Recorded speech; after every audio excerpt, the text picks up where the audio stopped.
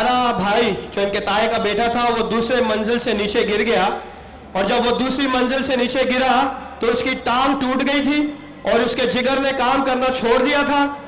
और ये बहुत